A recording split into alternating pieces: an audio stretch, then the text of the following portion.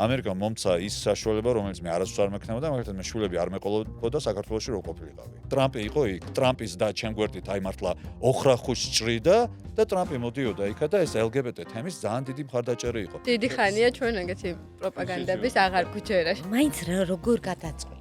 მე ძალიან მომწონს ფემინური კაცები. საქართველოში სიამოვნებით სოფლის სკოლის მასწავლებელი ვიქნები. ქუთაისელი გაიკაცი როგორო? ქართული იდენტობა ყველასთვის რაღაც სხვა არის. ჩემთვის ეს არის ძალიან მარტივი. საქართველოს სიყვარული, მე მიკეთებენ კომპლიმენტს, რაც მათი აზრით კომპლიმენტია, რაც ჩემს შეურაცხყოფელია. მაგალითად, ძმაო, შენ არ მაღიზიანებ, კაც მაინც გავხარ. შენს მიერ ჩამოთვლილი მიზეზები არის ძალიან პატრიოტული. 18-20 წლის ბავშვებს რო ქვეყნიდან გაყრიდა, უარყოფდა. აი მას უარყოფ, ბედნიერებისკენ სწრაფვის საშუალებას არ აძლევ. დარწმუნებული ვარ საქართველოში ძალიან კარგი ხანა დადგება. აუ, მაგისი ძალიან გვიჯერა ჩვენ.